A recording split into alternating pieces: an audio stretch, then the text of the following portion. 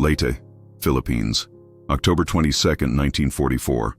Captain Robert "Bobby" Mitchell had exactly 4 seconds to eject before his P-38 Lightning disintegrated around him. The Japanese Zero had come out of nowhere, guns blazing, shredding his left engine. Bobby had been flying CAP, Combat Air Patrol, over the invasion beaches at Leyte Gulf, protecting the massive American fleet below. The liberation of the Philippines was underway, the largest naval battle in history raging in the waters beneath him. Now he was falling from the sky, parachute deploying at 3,000 feet, watching his fighter spiral down in flames. The wind carried him inland, away from the beach, away from American lines. He could see the invasion forces below, ships, landing craft, American soldiers securing the beaches. Safety was so close, but the wind pushed him further and further into Japanese-held territory. He landed hard in a rice paddy, his ankle twisting beneath him on impact. Pain shot up his leg. He dragged himself out of the muddy water, collapsed the parachute, tried to orient himself. He could hear artillery in the distance. The invasion was maybe 5 miles away. If he could just make it back to American lines before the Japanese patrols found him. If he could just... He heard voices, Japanese voices, close. Bobby limped toward the tree line, every step agony on his twisted ankle. He could see a village ahead, small, maybe 20 buildings, surrounded by rice paddies and coconut palms. He needed to hide. Now, he stumbled into the village just as darkness was falling. Most of the buildings looked abandoned. Families had fled the fighting. But one structure, larger than the others with a bell mounted outside, looked intact. A school. Bobby tried the door. Unlocked. He slipped inside, closing it quietly behind him. The interior was a single large room with wooden benches, a chalkboard, children's drawings on the walls. Filipino writing on the board he couldn't read. He could hear Japanese voices outside, getting closer. A patrol sweeping the village. There, a trapdoor in the floor, partially hidden under a teacher's desk. Bobby pulled it open, revealing a small cellar used for storage. He dropped down, pulled the door closed above him, and sat in the darkness, trying to control his breathing, trying to ignore the screaming pain in his ankle. Above him, he heard boots on the wooden floor. Japanese soldiers entering the school. They spoke in rapid Japanese, searching the building. One set of boots walked directly over the trapdoor. Bobby held his breath. After what felt like hours, but was probably 5 minutes, they left. Bobby waited in the darkness, not daring to move. His ankle was swelling badly. He might have broken it. Without help, without medical attention, he wasn't going to make it far. He must have passed out from pain and exhaustion, because he woke to the sound of the trapdoor opening. Sunlight streamed down, a figure silhouetted against the light. A woman. She gasped when she saw him, nearly dropping the trapdoor. Bobby raised his hands slowly. "American," he said. "U.S. Army Air Forces." "Please don't." She held a finger to her lips, the universal signal for silence. Then she closed the trapdoor, plunging him back into darkness. Bobby's heart hammered. Was she getting the Japanese? Was he about to be captured? 5 minutes later, the trapdoor opened again. The woman lowered a basket containing rice, dried fish, and a canteen of water. Then she closed the door without a word. Bobby ate and drank gratefully, confusion mixing with relief. Who was she? Why was she helping him? He spent that day in the cellar, drifting in and out of consciousness. His ankle was definitely broken. Infection was setting in. Without real medical care, he had maybe a few days. That evening, the trapdoor opened again. The woman descended a ladder into the cellar, bringing a lantern. In the light, Bobby could see her clearly for the first time. She was maybe 30 years old, with dark hair pulled back, intelligent brown eyes, wearing a simple dress. She carried a bag of medical supplies. "You are American pilot?" she asked in accented but clear English. "Yes, ma'am. Captain Robert Mitchell. Shot down yesterday. I am Maria Santos. I am teacher at this school." She knelt beside him, examining his ankle. "This is broken. Very swollen. I will try to help, but I am not doctor." "Why are you helping me?"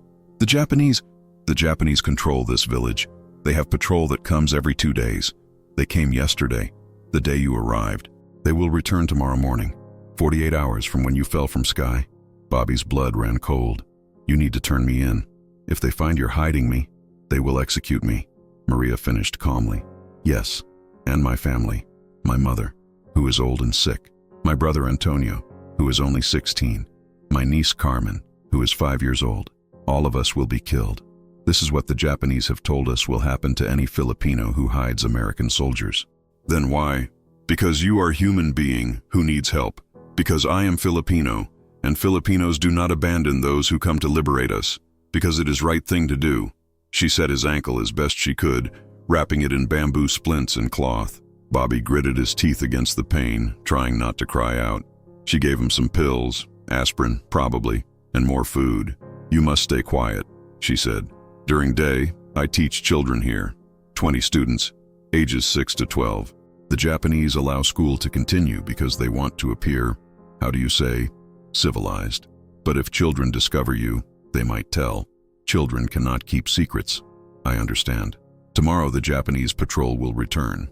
They will search the village, including the school. They always do. Maria's face was grave. I do not know how to hide you from them.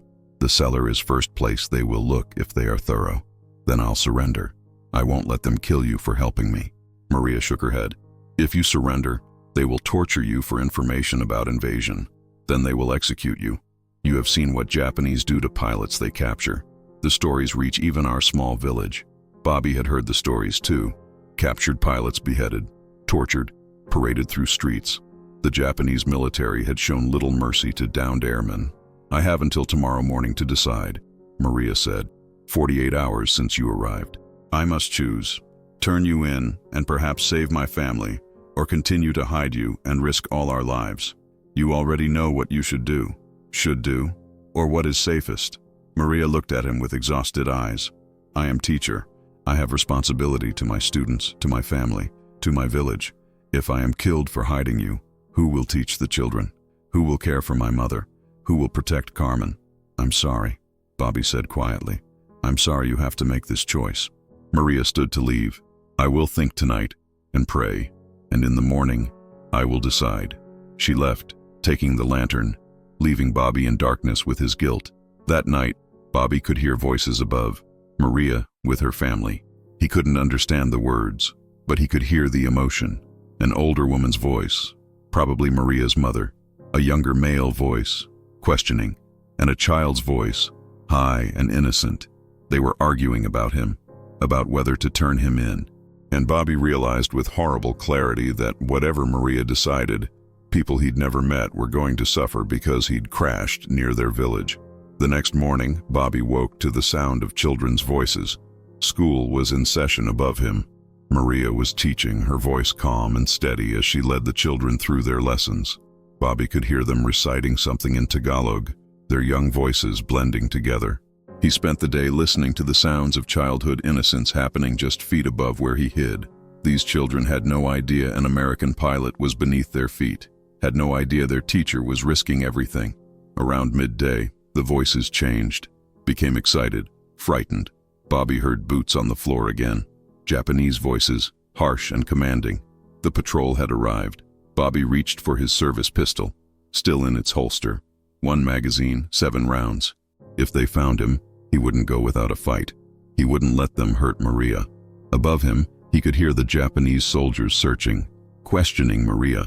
The children were silent, probably terrified. The soldiers were thorough, checking every corner of the school. Then he heard it, footsteps approaching the trapdoor. Someone was moving the teacher's desk. This was it. They'd found the cellar. In seconds, the trapdoor would open, and Bobby would have to decide whether to shoot Japanese soldiers in a room full of children. Then a child's voice rang out, high-pitched, urgent, speaking in Tagalog. Other children joined in, a chorus of young voices all talking at once. The footsteps stopped.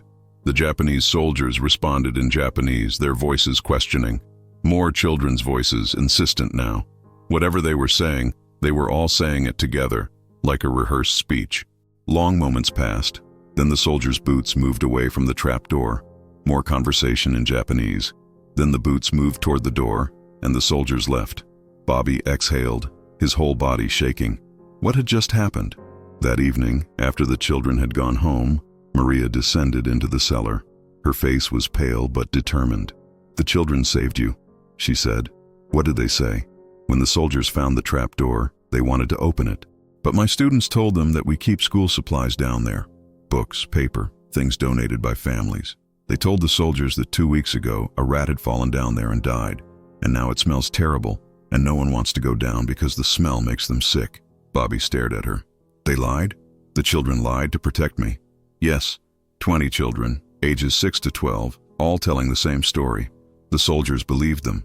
Children do not usually lie well, so when they all tell same story together, it seems true. But how did they know to lie? Did you tell them I was here? Maria shook her head. No, they discovered you on their own. She explained. The day before, during recess, one of the older students, a 10-year-old boy named Miguel, had heard Bobby moving in the cellar. He'd investigated, peeked through a crack in the trap door, and seen the American pilot hiding below. Miguel had told the other students. They'd held a meeting during lunch, away from Maria, trying to decide what to do. Miguel's father was killed by Japanese soldiers last year, Maria said. His older brother is fighting with guerrillas in the mountains. When Miguel discovered you, he told the other children that you are here to help liberate Philippines, that you are a hero who needs protection. I'm not a hero. To them you are. To them, you represent hope that Americans will defeat Japanese and free our islands. So they decided, on their own, without asking me, to protect you. They created the story about the rat. They made each other practice it until they all told it exactly the same way. And today, when soldiers wanted to check cellar, the children saved your life with their lie. Bobby felt tears burning his eyes. Children, 20 children had conspired to save him, risking their own lives and families. I have made my decision, Maria said. You will stay here until American forces reach the village. It will be perhaps 1 week, perhaps 2. The invasion is moving quickly. I will continue to hide you, and the children will continue to protect our secret. Maria, you don't have to. Yes, I do, because those 20 children have already made their choice. They have already committed themselves to saving you. If I surrender you now, I teach them that courage means nothing, that sacrifice is foolish, that when the powerful demand we betray the helpless, we should comply. I will not teach them those lessons. Over the following days, an impossible conspiracy developed. 20 children and 1 teacher, hiding an American pilot in a schoolhouse cellar while Japanese patrols regularly searched the village. The children brought Bobby food, small amounts stolen from their own family's meals. They brought him water. They brought him news about the invasion's progress, information gleaned from Japanese soldiers' conversations that they overheard and reported to Maria.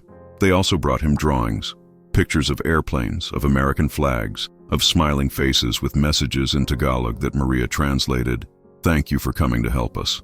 Please defeat the Japanese. My hero. Bobby kept every drawing, folded them carefully and tucked them inside his flight jacket. Maria continued teaching during the day, maintaining perfect normalcy while hiding a fugitive beneath her students' feet. At night, she would descend to the cellar, check Bobby's ankle, which was slowly healing, and tell him about the war's progress. Americans have taken Tacloban, she reported after 5 days, the capital of Leyte.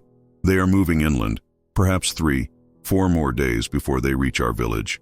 Your family, Bobby asked, are they all right with the risk you're taking? My mother prays for you every night, Maria said. She says that God sent you to us as a test to see if we would choose righteousness over safety. My brother Antonio stands watch each night to warn us if Japanese patrols come unexpectedly. And little Carmen, she brings you her favorite toy yesterday, a small doll her father gave her before he died. She wants the American pilot to have it for luck. Bobby couldn't speak. The weight of what this family and these children were sacrificing for him was crushing. On the 8th day, disaster struck. A Japanese patrol arrived unexpectedly, hours before their usual schedule. They entered the school while classes were in session, but this time they had a different commander, an officer who was more thorough, more suspicious than the others. He ordered his men to search the cellar. Bobby heard the trapdoor being pulled open, heard soldiers descending the ladder with flashlights and weapons. There was no escape. Then he heard Maria's voice, calm but firm, speaking in Japanese. She was trying to convince them there was nothing down there, but the officer wasn't listening. Bobby raised his pistol.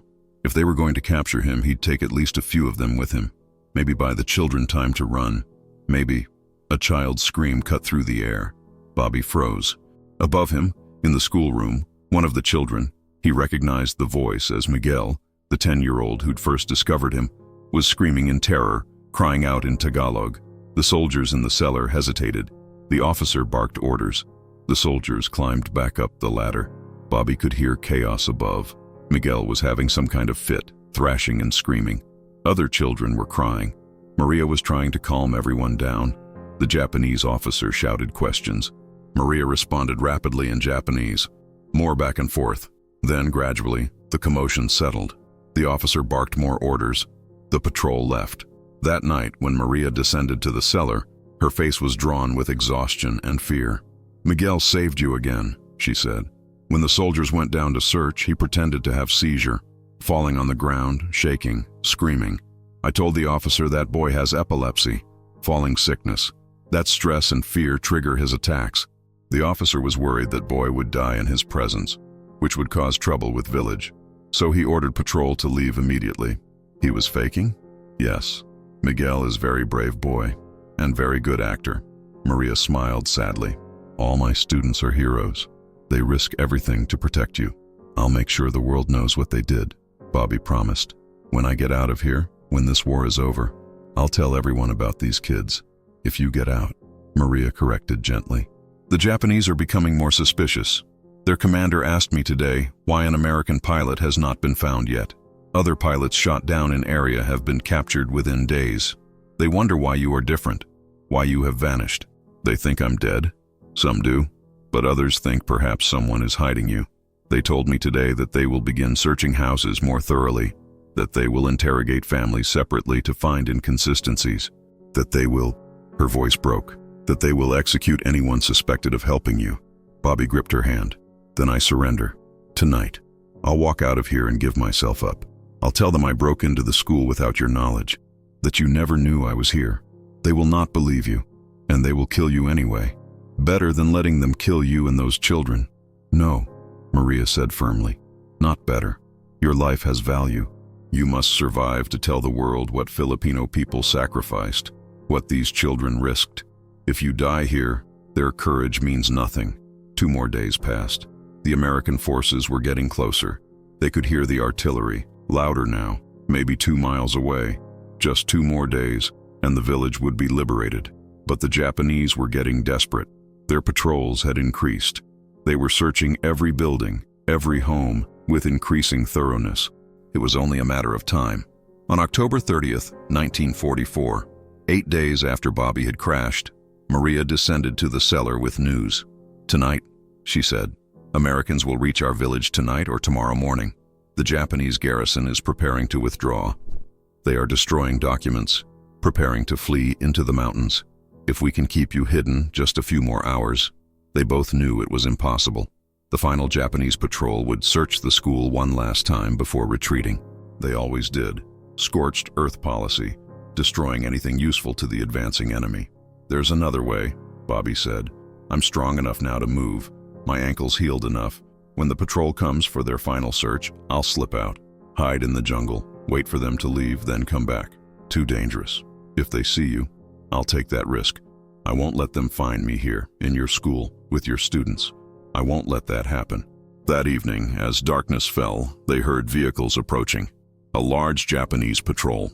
Their final sweep before withdrawal. Maria helped Bobby out of the cellar for the first time in 8 days. His legs barely worked, muscles atrophied from confinement. But he could walk, could move. "Go," Maria urged. "Out the back, into the rice paddies. Hide until they leave."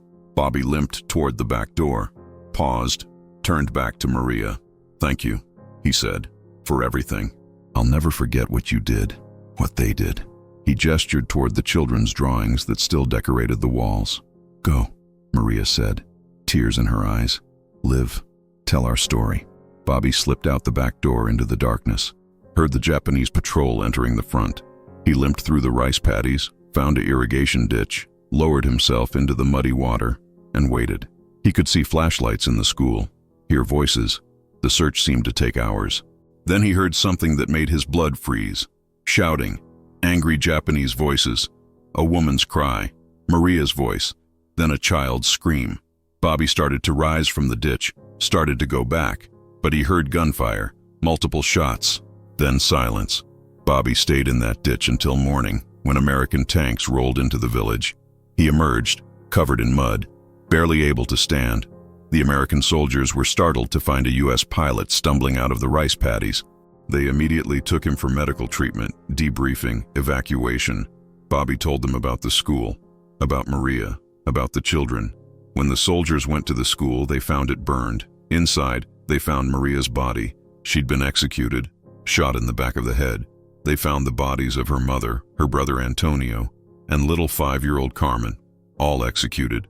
But they didn't find any children from the school.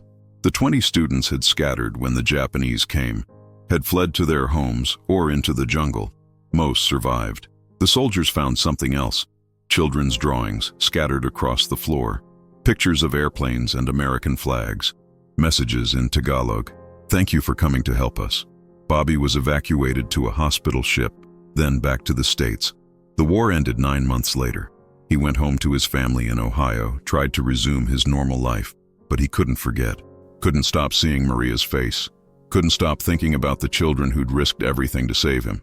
In 1946, Bobby returned to Leyte, found the village, found the rebuilt school.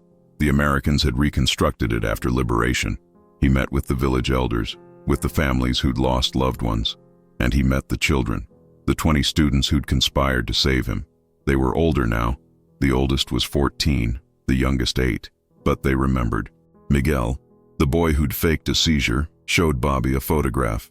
It was Maria Santos with her students, taken just weeks before Bobby's plane had crashed. 20 smiling children and their teacher standing in front of the school. "She told us before the Japanese came the last time," Miguel said in halting English. "She told us that if we were questioned, we should tell the truth, that we should save ourselves. But we refused. We told her that she taught us to be brave, to do what is right, even when it is dangerous. So we would be brave for her." Bobby wept. The children stood around him, these young heroes who'd saved his life. "I want to honor her," Bobby said. "Honor all of them. Maria, her family, what they sacrificed." Over the next years, Bobby made that his mission. He used his military benefits and his savings to establish a fund. He raised money from other veterans, from churches, from civic organizations. In 1950, 5 years after the war, the Maria Santos Memorial School was dedicated in the village on Leyte. A new building, larger and better equipped, with a library, medical supplies, proper desks, and books. Above the entrance, a bronze plaque, Maria Santos, 1914-1944. Teacher, hero, martyr. She chose courage over safety, compassion over fear, and gave her life protecting those who came to liberate her people. 20 children and 1 teacher conspired to save 1 American pilot. 4 people died so that he might live. May their sacrifice never be forgotten. Bobby attended the dedication ceremony. The 20 children, now young adults, were there. They planted 20 trees around the school, 1 for each child who'd kept the secret, and they planted 4 more trees, for Maria, her mother, Antonio, and little Carmen. Bobby visited that school every year until his death in 1989. He funded scholarships for students. He ensured the school always had supplies. He told Maria's story to anyone who would listen. The 20 children who'd saved him all lived full lives. They became teachers, doctors, farmers, parents. They told their own children and grandchildren about the teacher who'd risked everything, and about the conspiracy of children who'd learned that courage means protecting the helpless. One of those children, Miguel, the boy who'd faked a seizure, became a teacher himself. Eventually became principal of the Maria Santos Memorial School. He made sure that every new student learned Maria's story, learned what she'd sacrificed. At Bobby's funeral in 1989, 5 of the original 20 children, now in their 50s and 60s, traveled from the Philippines to Ohio to honor him. They spoke at his funeral. Captain Mitchell could have surrendered, Miguel said, now gray-haired and wearing glasses. He could have saved himself and let Miss Santos turn him in, but he tried to protect us instead. And Miss Santos could have turned him in to save her family, but she chose to hide him. They both chose honor over safety. They taught us what courage really means. In his will, Bobby left everything to the school fund. The Maria Santos Memorial School still stands today, has educated thousands of Filipino children over the decades, and every year on October 30th, the anniversary of Maria's death, the school holds a special ceremony. They read the names: Maria Santos, her mother, Rosa, her brother Antonio, her niece Carmen, 4 people who chose compassion over fear, who paid with their lives so that one American pilot might live to tell their story. And the students plant new trees, one for each year that passes, a forest growing around the school, each tree a testament to sacrifice, to courage, to the conspiracy of children, and one brave teacher who proved that even in war, humanity can prevail. That's Maria's legacy, not just the school that bears her name, but the lesson she taught in her final days, that some things are worth dying for, that protecting the helpless is worth any risk, that courage is not the absence of fear, but the choice to do right despite it. 20 children learned that lesson. 4 people died teaching it. 1 pilot survived to ensure it was never forgotten. And now you know it too. Remember Maria Santos. Remember the children who lied to soldiers to protect a stranger. Remember that in humanity's darkest hours, heroes are not always the ones in uniform with guns and medals. Sometimes they're teachers in small village schools. Sometimes they're children who fake seizures to protect the enemy of their occupiers. Sometimes they're families who risk everything for a stranger because it's the right thing to do. Maria had 48 hours to decide Bobby's fate. She chose mercy. She chose courage. She chose to teach her students one final lesson, the most important one they'd ever learn. Some lessons are worth dying for, and some legacies echo through generations.